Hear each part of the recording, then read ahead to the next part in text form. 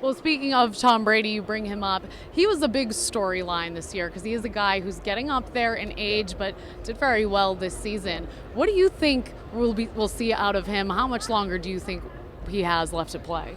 Well, I mean, I hope it's as long as he wants to play. Whatever that means to him. I mean, I've heard him say at times he's going to play till he's 45. I don't know. But I mean, I always hope that great players get a chance to write their own script when it's all said and done. For me, I was very fortunate that I felt like I could have played at a high level for 3 or 4 more years, but just felt it was the right time. It was the right time for me to walk away physically. I feel great right now. It was the right time mentally, where the game had kind of taken on a different expectation.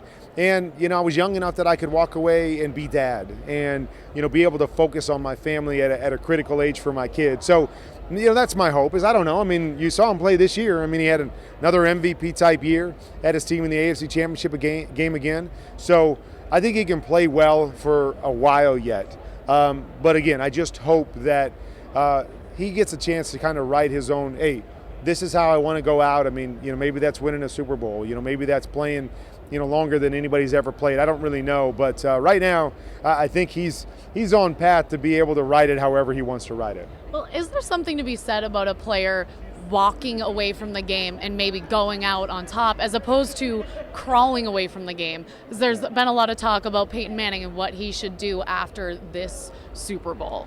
Yeah, I mean, I think, as players, I think there's something important to that because we'll all, everybody can say what they want to say, but you always want to be remembered at the top of your game. You want people to remember, you playing at a level that nobody else played at. And sometimes that can get skewed if your last couple years aren't anywhere close to what you did the rest of your career. And so for me, the second to last game I ever played in, a playoff game, the last game at home in Arizona, was one of my greatest games. I had more touchdown passes than I had incompletions. And that was important to me. It was important to me to finish my career playing at a high level. So regardless of what you saw, whether you saw the beginning or you saw the end, you remembered me for the kind of player that I was. And I do think there's something important about that all players would love to have that be the case.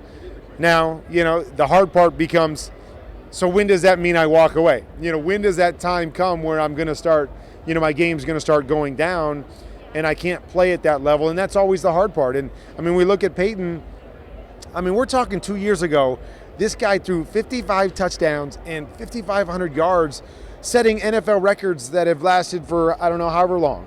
So, I mean, it happened very quickly to where it seems like the physical part catches up to him. And I think that's the hard part is trying to find that perfect balance of, okay, when's Father Time going to catch up to me?